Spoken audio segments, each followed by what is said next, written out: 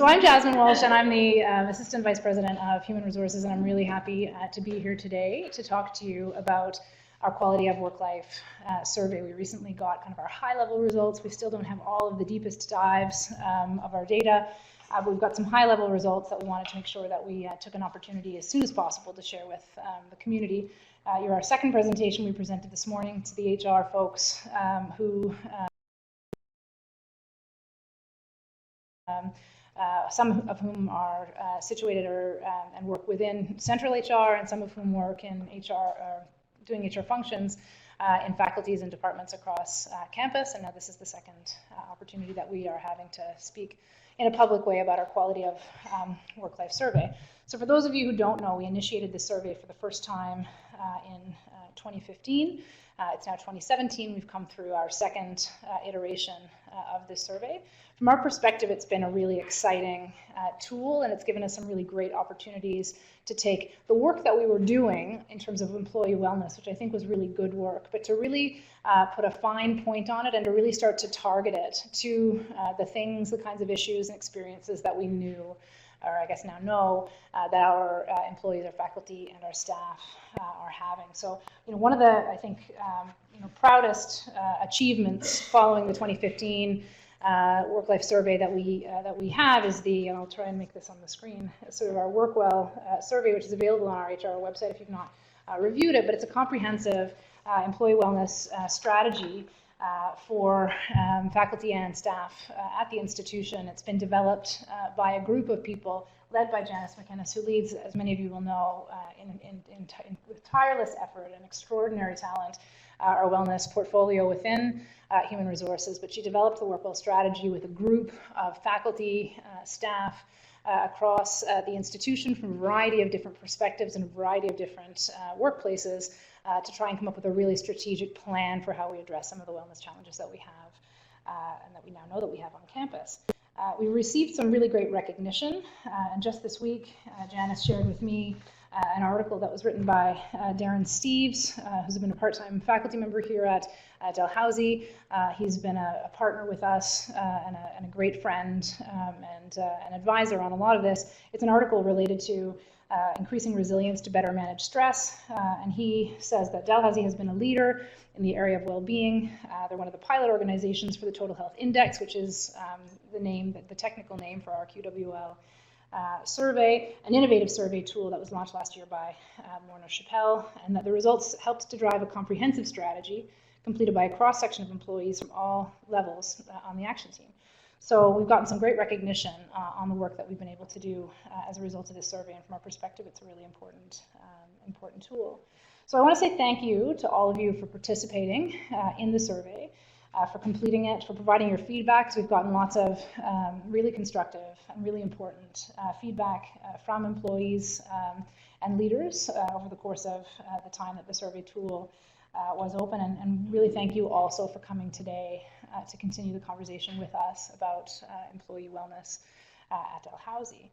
So I wanted to just address Jesse Adams, who's our colleague from Morneau, Shepell, is going to he's going to do the work on reporting to you and providing you with the detailed results of the survey. He's much better than me at doing that.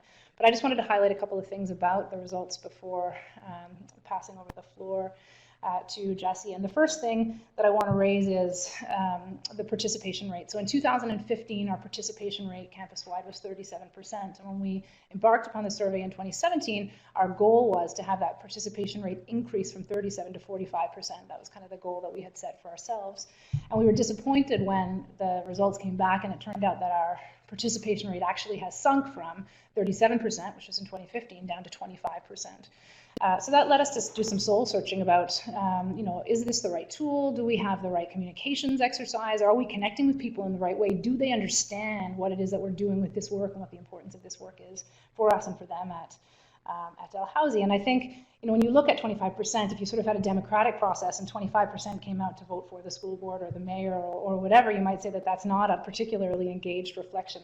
The advice that we get from our consultants is that it is actually statistically enough people, particularly given the breakdown of people who participated, for us to extrapolate and reach conclusions about our employee population as a whole. But I don't think that the conversation ends there, and I think that's a conversation that we all need to be having together about about this tool. And so from my perspective, I asked, do people understand this tool? Do people support it? And are there things that we can do in the course of this presentation and our other communications on our wellness strategy to try and provide a little bit of additional understanding for people about the tool? And so I think I said Jesse's going to go through this. This is his slide deck. I hope I don't mess it up too much, but I do want to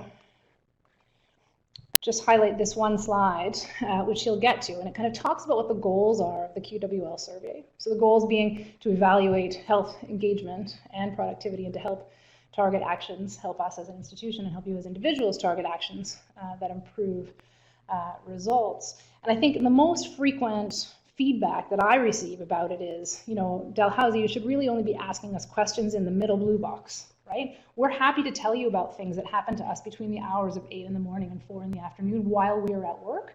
And we don't think it's any of your business what's going on in the green box particularly. And we don't want to have a conversation about how the green box and the blue box might identify might influence the dark blue triangle on the top. And so, I think it's worthwhile, and all the research would suggest to us that a modern kind of proactive kind of best practice wellness strategy actually does look at all of those three things. And I don't think we have to look far beyond our own experiences to consider the ways that our health influences our engagement, the way that our engagement influences our productivity. I gave the example this morning of an employee who came to me recently to do an exit interview and who identified that although her mental health for the entirety of her life to date, she's in her 40s, had just been great, her experiences within a particular workplace at Dalhousie had been so stressful for her that she had been diagnosed with depression for the first time in her life and was being medicated for depression. So she was pleased to leave, and hopefully we'll be able to do some work with that group to address any issues that she raised through that exit interview.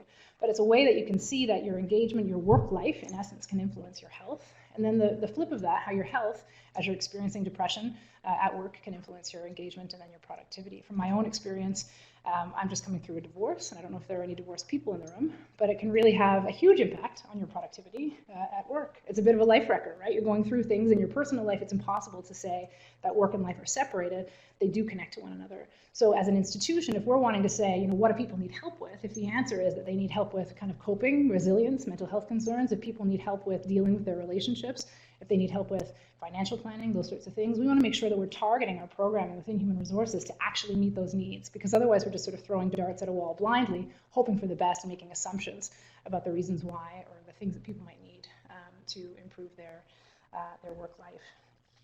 So I just want to make some quick highlights about some of the things that we have done following 2015 based on the results we received. First, the Work Well strategy, which I mentioned already. The second would be the Thrive mental health campaign, which is a proud partnership between Human Resources and Student Affairs that was announced, I guess it's probably about a year ago now.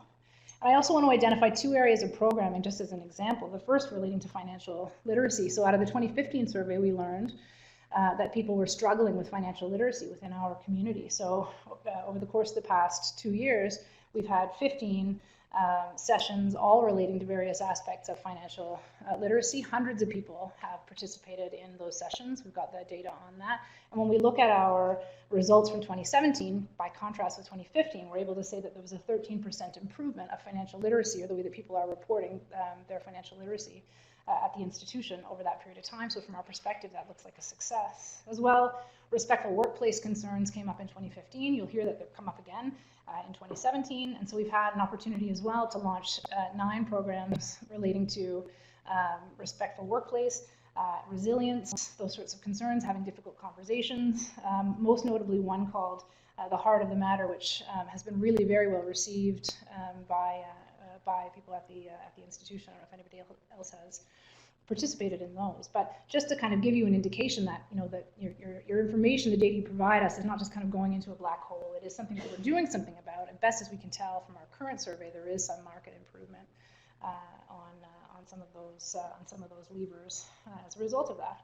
So just high level, some of the results from 2017 that I want to highlight. Jesse again is going to do a deeper dive on this. First, as in all of our surveys, we've got an indication that people are really proud to work at Dalhousie, and I think that's just terrific. No surprise to me, probably no surprise to you either. So I think that's a source, that can be a source of kind of pride for us. People are happy to be here. Another high-level result is that leadership trust is up. So in 2015, and you sort of think back in time, that was just following all of the things that happened with the Facebook scandal. Leadership trust was lower, and now here we are, and at 2017, we all had an opportunity to kind of heal from some of that as a community, and the scores relating to leadership trust are up. So that's both at the dean and AVP level, and also at the vice president and the presidential level. Our results on diversity and inclusiveness are also trending up from our last survey. So people are telling us that they're feeling like concerns relating to diversity and inclusiveness are being appropriately addressed in a way that they didn't feel that they were being appropriately addressed in 2015. So that's positive. There's some areas of opportunity as well, and Jesse will talk a little bit about the advice that we've been given from Morneau on the things that we can look at in relation to respectful workplace. People are continuing to say that they're having some challenging conversations and some challenging relationships within their workplace. So our intention is to kind of continue some of the work that we've been doing related to respectful workplace, but perhaps redouble our efforts because we don't really feel like that's moving as quickly in the direction that we want it to move. Physical health has also been identified as an area of concern for the university. So Janice and I have had a preliminary conversation with President Florazone about that. He's a pretty fit guy, pretty keen to support some initiatives relating to physical health on campus. And then mental health as well has been raised, and some more details that you'll see about this. And so, continuing with our Work Well strategy and Thrive are really where we intend to focus in terms of the mental health concerns that have been raised by the survey.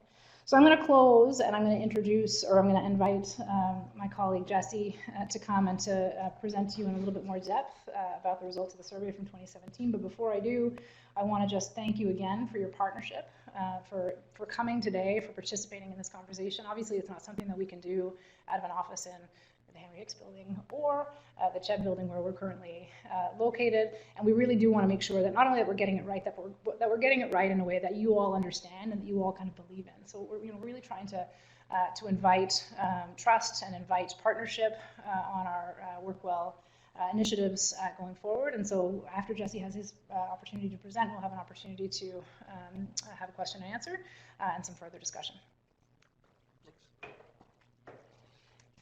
Hello, everyone. My name is Jesse Adams. I'm a senior consultant with Morneau and the lead of our THI analytics team, which essentially means I'm responsible for looking at all the content that we use to develop the tool, how we've based the tool in a lot of scientific rigor, and how we continue to interpret the data that we get out of it. Ultimately, we can give a whole bunch of information to the organization, but unless it can be interpretable in some sort of actionable way, it's really almost useless information. Before I actually get into the data too much, I just want to ask a question. We did this morning, and I was just really interested in the feedback, so I'm interested to see what we kind of get here. With the person beside you, if you could just take literally 2 minutes to talk about one thing that you've done over the last day or so, or even 2 weeks, that has been healthy, that you've implemented new or even continued to focus on. Just take 2 minutes to do that really quick.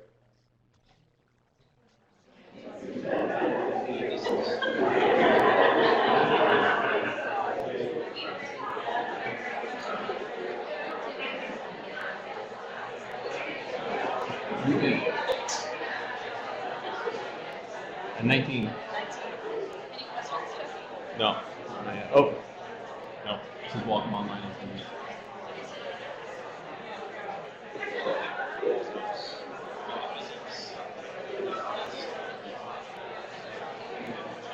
Okay, if I get everyone's attention again, please.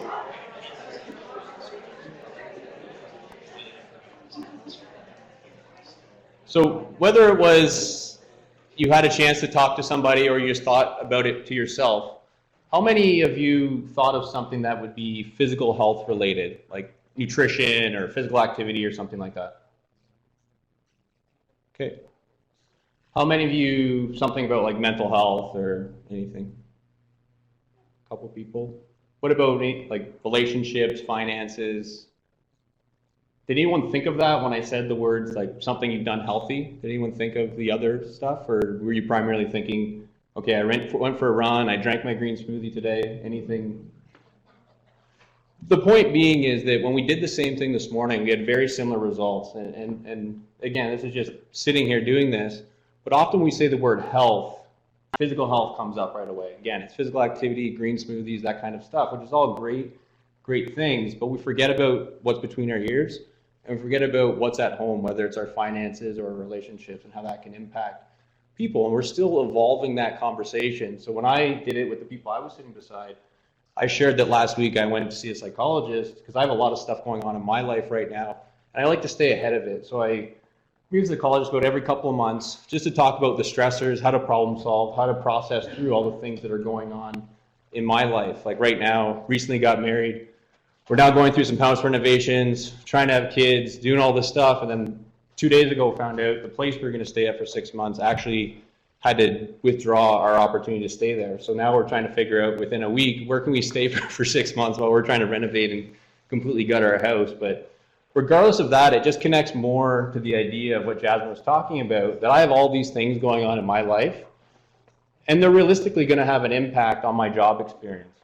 Similarly, if I have more stressors in my job, it could have an impact in my life experience. When I go home, unless I communicate with my wife that, over the next 3 days or next week, I'm going to be traveling a whole bunch, which does happen a fair amount, it's going to create extra strain inside or at my home, and we're not going to be able to have that optimal relationship that we're hoping to achieve for. So that sort of idea makes sense, and I know they're just little practical examples, but the idea that there's more going on to health and there's more going on to engagement than just my manager stinks or I have too much work or, again, I'm drinking green smoothies type thing. And really, that's what we're trying to connect in this model of total health. What our foundation is this health, engagement, and productivity conversation. And at the base of it, and what we've been finding time and time again in our research, is that health is really at the foundation of that. Although we know there's things that the employees can do and there's things that employers can do to help support that, what we've been finding is that if people and organizations can help support that health construct, the other stuff will start to fall in line, and we'll get through some of that in the research as we go through. The way we facilitate this two-way conversation the way we facilitate the health engagement productivity model is through a two-way conversation. What that essentially means is there's an employer side and there's an employee side of the conversation. So on the employer side, they have stressors and competencies that they can help control. So for example, again, I have too much work, I'm being bullied or harassed, my manager stinks, I'm not getting feedback, I don't have an opportunity to grow. And on the other side, there's stressors that are in our own lives that are outside of the organization. So like I just said, I have a bunch of stressors going on at home. I'm sure that conversation isn't unique to myself. I'm sure there's a lot of people who've experienced that. But those are things that are outside that are sort of in my own control and responsibility, all those sort of stressors.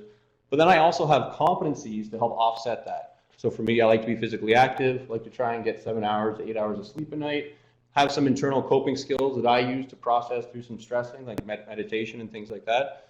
Similarly, on the organization side, there's things that they can do to help support, create more effective managers, create respectful workplace strategies. So there's different things that we can do, but unless it's in that two-way conversation, what we're finding is that we're not getting those optimal results and helping to support an optimal experience for people.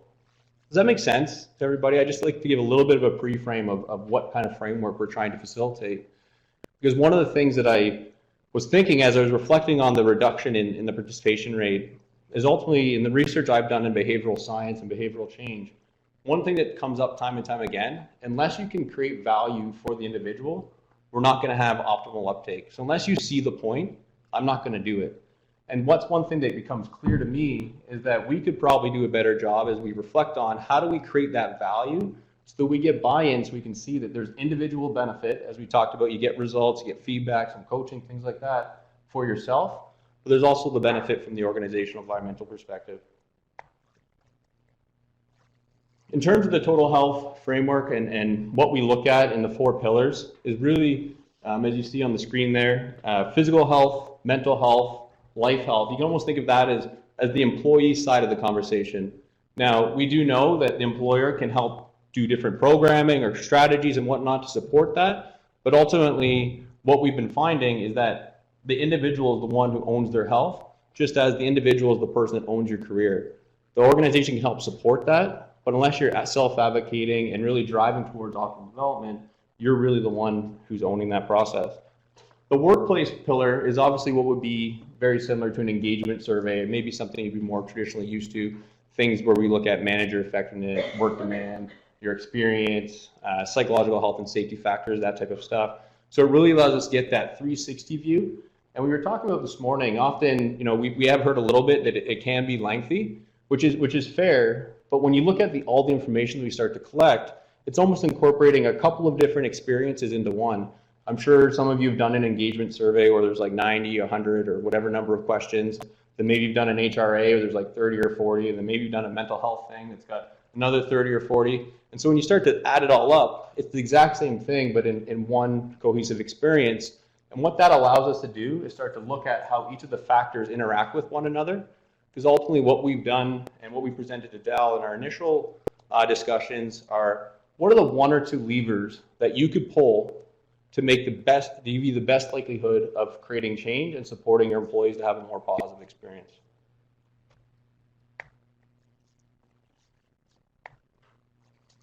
So Jasmine did a quick reflection over this. I'm not going to go too much in detail on it. I think that she did an excellent job of doing the recap on it. But as we talked about, we saw a reduction in the participation rate. The most frequent age demographic was in Generation X, which was slightly above millennials, so Gen Y and Gen Z.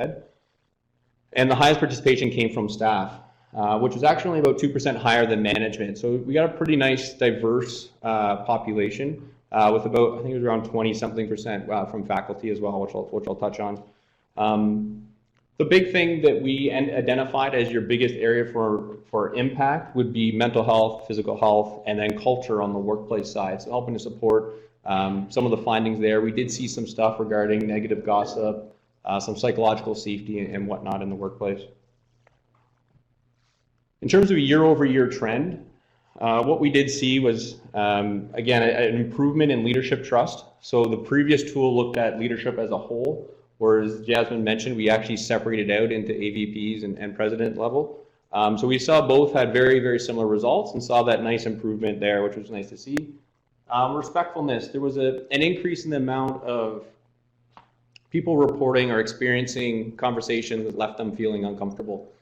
And I'll pause there for a second as I recap it later on. I just want you to park it in the back of your brains when you're thinking about it, because I'm not 100% convinced that that's entirely a bad thing. And why I say that is not that the fact that we have disrespectful conversations happening, but what I think happened is that people are more attuned to those conversations.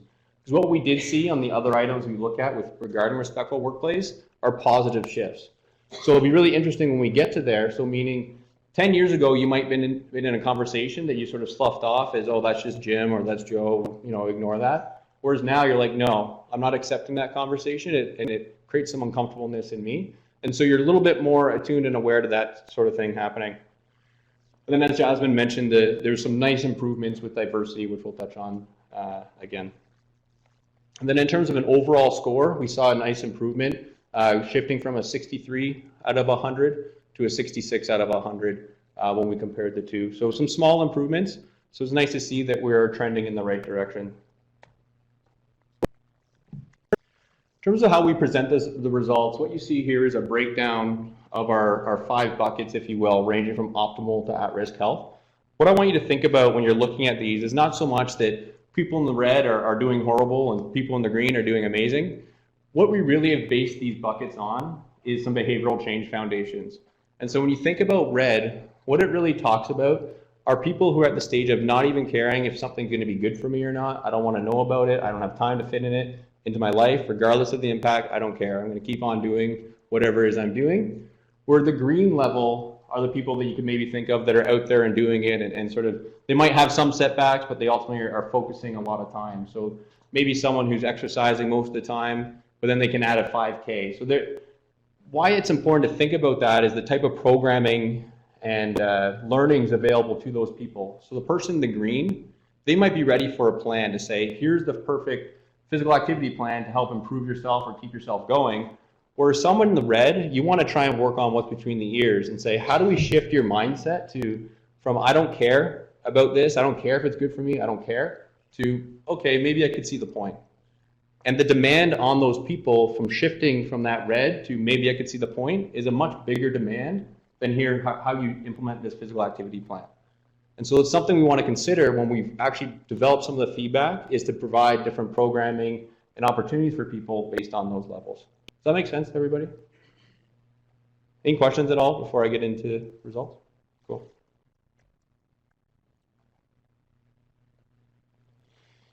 So here's a quick snapshot, an overview of what we saw. As you see the breakdown in the top left, yeah, my left, your left, you can see the biodata breakdown, predominantly females, around 70% females, but still had a pretty solid population of males, around 28%.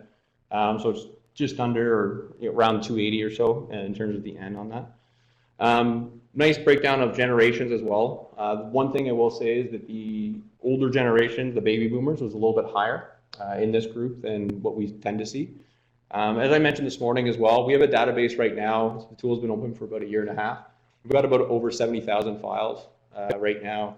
And what's really neat is that we have a nice breadth of different educational levels, different income levels, different job types. And it's almost like DAL is a snapshot of our entire database, meaning you have such that wide range going on here between faculty and staff and economic status and all that stuff. It's really nicely represented in our database as well as to the population here. In terms of your breakdown from a risk perspective, the one that jumped out a little bit was workplace as well as physical health. You'll see that the yellow, orange, and red bars are a little bit higher there. And I'll show you how you compare to our national benchmark in a second. And then from an engagement perspective, your breakdown there was around 14% in the disengaged with 45% in the engaged bucket.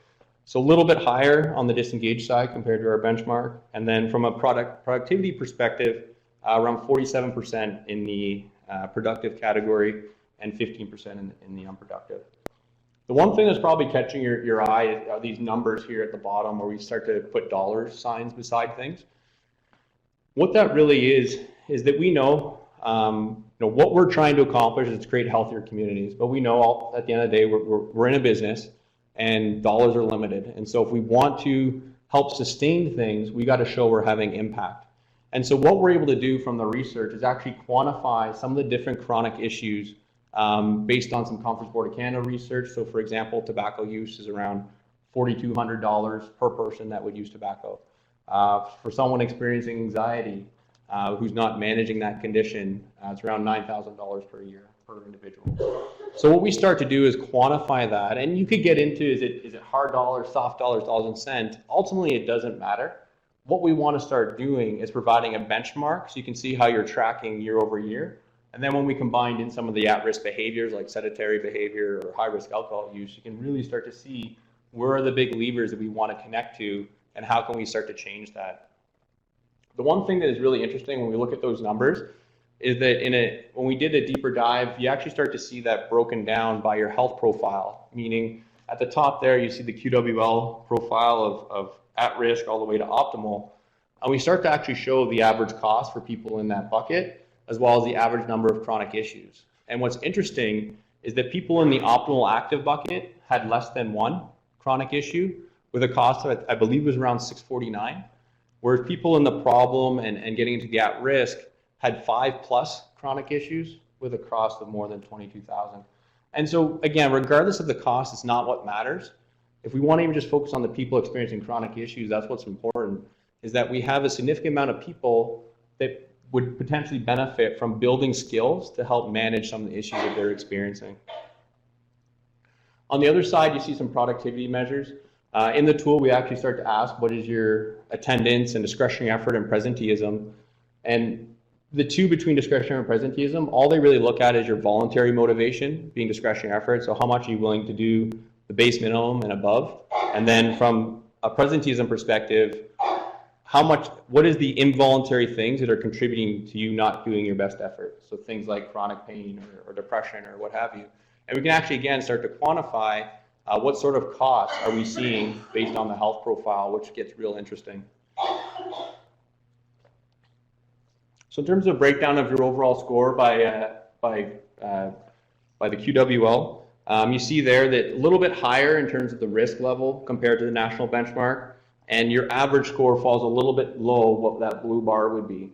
So the 71 there median of everyone who's done the tool, with the 78 being the 75th percentile.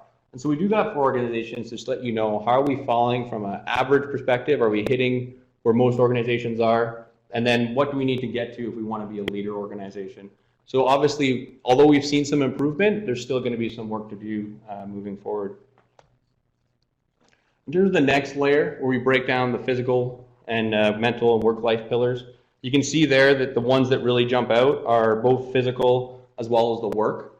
Particularly the work is where one would be a little bit higher than what we've seen compared to some of the other national norms.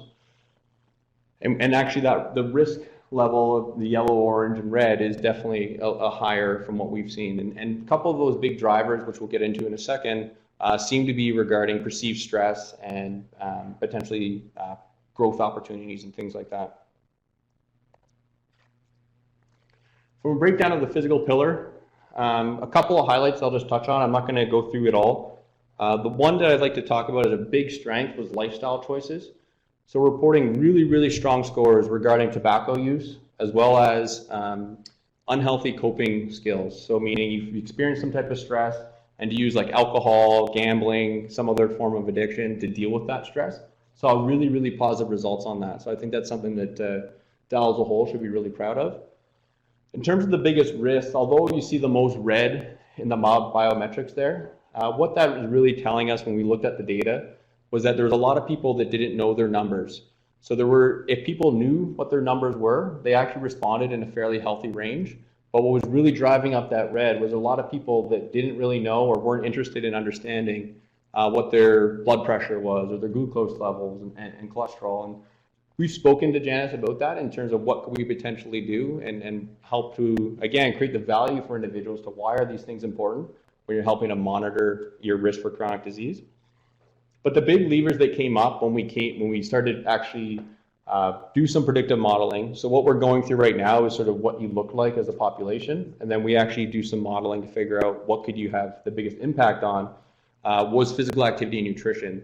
And from a physical activity perspective, it was more around general activity so how many steps, the amount of time being spent being sedentary, which I'm sure everyone in the room can appreciate. I know when I did my master's here, I spent a lot of time sitting at a desk and interpreting results and whatnot. So on the flip side, I'm sure the administrative staff spends a lot of time behind desks. So it's something we could do to how do we improve that general movement. But on the flip side, there was relatively strong results for people planning to do dedicated exercise. So making sure that you go to the gym or what we call like dedicated exercise as opposed to the general activity. From a nutritional perspective, what jumped off the page was actually fruits and vegetable intake, which was interesting. So we saw pretty positive results regarding, I think about how to balance my proteins and carbohydrates and fats, and I'm doing all that stuff really well, which is great. But where we're seeing one of the bigger decreases in chronic risk is just getting to the base of 4 or 5 more servings of fruits and vegetables on the daily. And there were people that were reporting much lower than that. So that could be another easy win for us. And then the other thing that was really driving up that score was hydration. That was a big one in terms of the amount of hydration that we're getting on a daily basis. From a mental health pillar perspective, from the general, overall, not too bad. People generally have a fairly positive outlook. One thing that was occurring, particularly with anxiety and burnout, where people were reporting a lot of anxious moments or feeling of tenseness, and on burnout, leaving work feeling mentally or physically exhausted were 2 big factors there. And so when I think back about when we recommended that mental health would be an area of focus, when we talk about what we want to focus on, it's how do we move upstream on that? So either how do we prevent people from maybe falling into the red zone, or how do we bring people out of the red? And I jokingly said this morning that if someone is experiencing burnout, you're not going to just say to them, be less burnt out. You're going to help create an organizational strategy to support people or build individual resiliency and coping skills and such. And so really when we talk about what to focus on from a mental health perspective, coping was identified as one of the big factors. For workplace pillar, as I mentioned, perceived stress and work experience were some of the higher ones reported. Perceived stress, as I said, was really around negative gossip in the workplace. that seemed to be the biggest risk item there within that, as well as some of the questions around respectfulness in the workplace, which we'll talk about in a second. And then from a work experience perspective, what was really driving that was people feeling like they have the opportunity for growth and development here at Dal. And I said to Janice, this was really interesting when we saw those results, because there's another question that we looked at that essentially said that you feel that your capabilities and abilities are being fully utilized when you talk about you as an individual within the organization. And often when we talk about people development, if people don't feel they're getting that growth and development opportunity, often they don't feel that their abilities are being fully utilized. And so it was interesting to see that was actually one of your strongest items within the entire tool. But on the flip side, there was a concern regarding growth and development. And so I asked Janice, what sort of things are you doing? Because growth and development is not just, okay, I'm now staff, then I'm manager, then I'm director, then I'm VP, then I'm CEO. Because obviously as you go up, there's less and less opportunities for people to be in those jobs.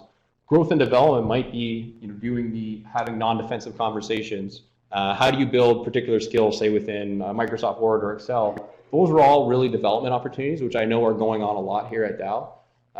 So it's something to say, like, how do we connect that conversation and help to define really what growth and development is when we're thinking about it from a non-traditional, straight up the ladder model to maybe we can look horizontally and what kind of improvements we can have. Within the life pillar, the one that jumped out here was work-life blending. There were some concerns around work and job flexibility, but also financial was one that still came up. Although we saw an improvement in the average score, what was really pulling that score down was the number of people reporting concerns regarding having emergency funds. So people did fairly well in terms of their budgeting and planning for the future, but where there was some issues was, do we have the funds if something happened that we had to pay for? That's really what was creating that risk there. And then a general strength was definitely within the relationships. People were reporting a lot of strong relationships inside of work particularly, as well as outside of work. And so one thing that was interesting when we talked about the perceived stress is that we seem to have really good relationships, but then on the flip side, when we're together, it might not always be positive when we're talking about Dal in particular. And I'm sure that everyone can kind of appreciate that, where we've sat around the lunch table and maybe said a thing or two that wasn't the most positive. As I mentioned, from an engagement perspective, overall 45% engaged. Your average score is a 65, so slightly below our Canadian benchmark. The big one here is that 14% in the risk zone. It's something we want to be mindful of, and we went through a couple areas that we could help improve that. And culture did seem to be one of the biggest drivers on that, along with manager effectiveness. And when we see the breakdown of the scales, you'll see that in terms of the risk profile, reward and recognition and growth were the two that created the most risk.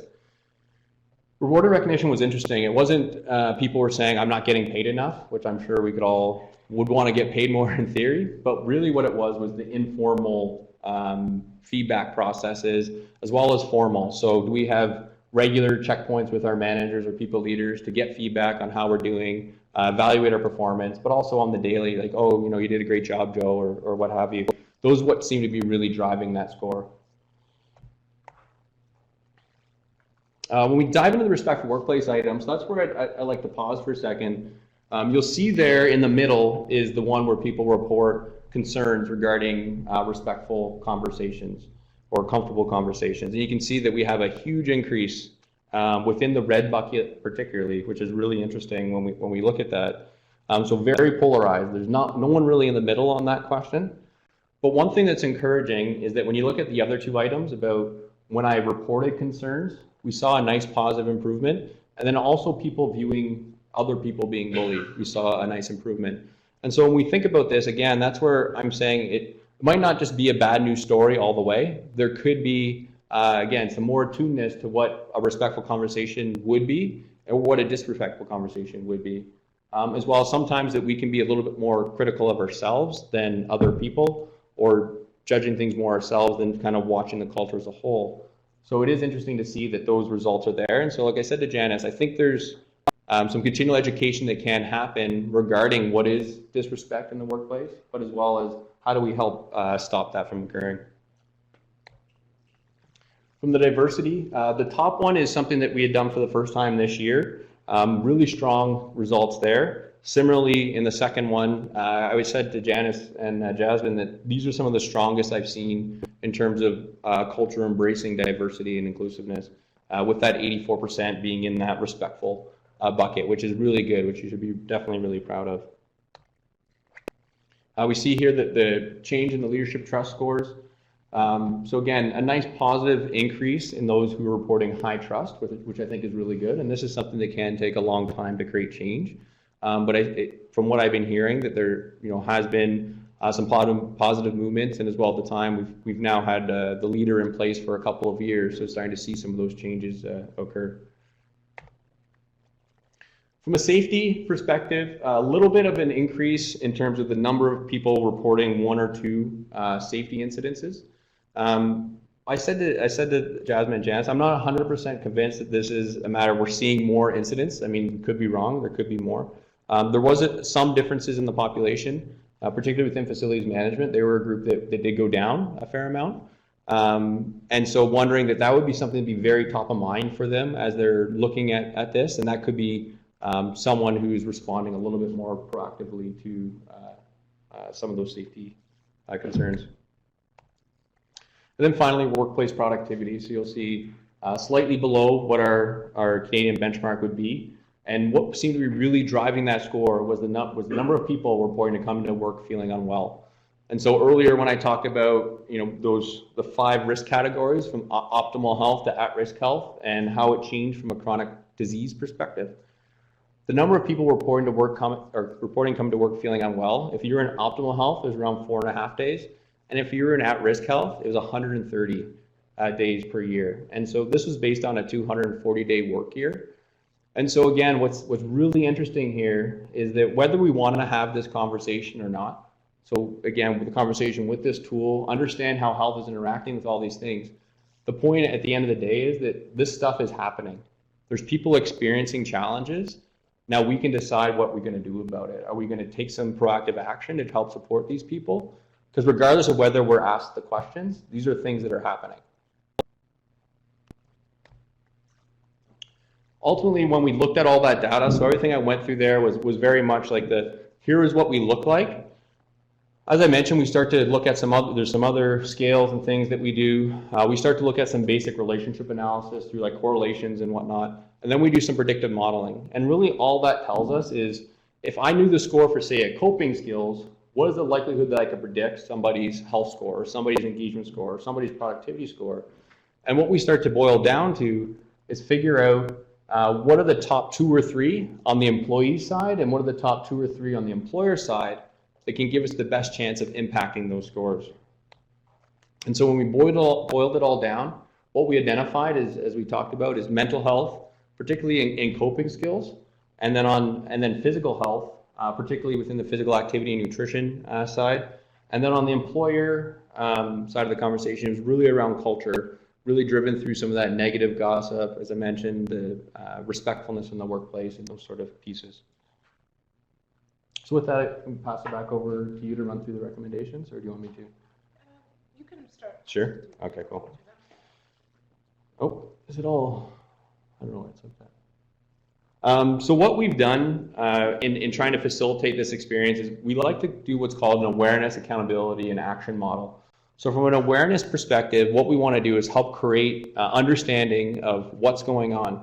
And so sometimes when we see that people are reporting concerns regarding, I can't believe you've asked this question, I can't believe this question's in a tool or what have you, often when we think about from a behavioral perspective as well as a psychology perspective, it's not so much the questions in the tool, it's your readiness to ask yourself that question.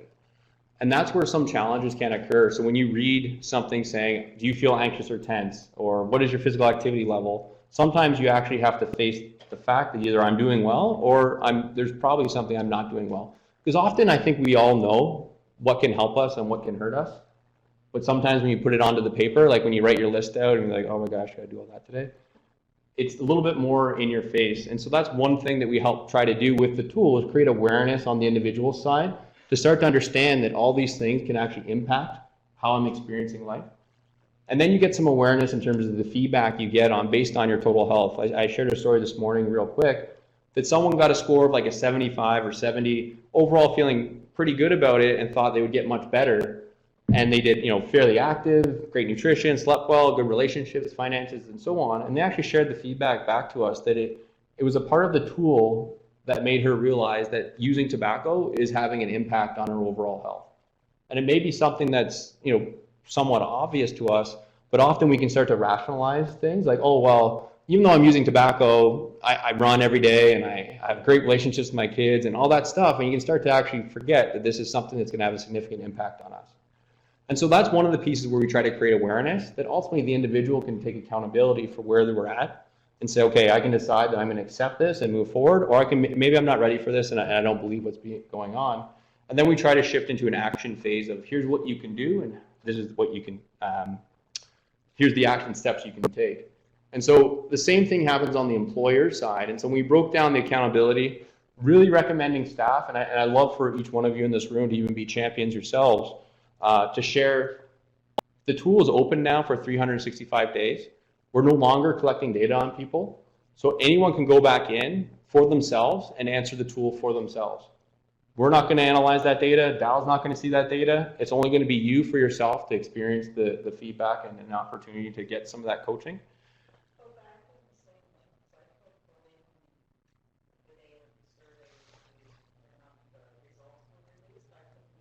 You should be able to. Yeah, you should be able to. It hasn't closed. It should just take you right back to the landing page. I'll make sure that we follow up on that though afterwards, if that's okay. Interesting. I don't know if maybe it was the day or one of the things that I always joke about is I work with a couple of different tech platforms as well, and technology is a great thing. But the number of times I wanted to throw my keyboard out my window because technology was driving me crazy.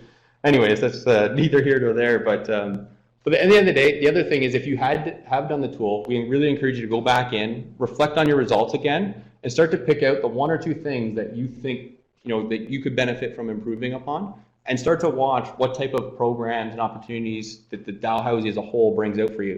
Because ultimately, Dal will start to provide programming and different types of things like that.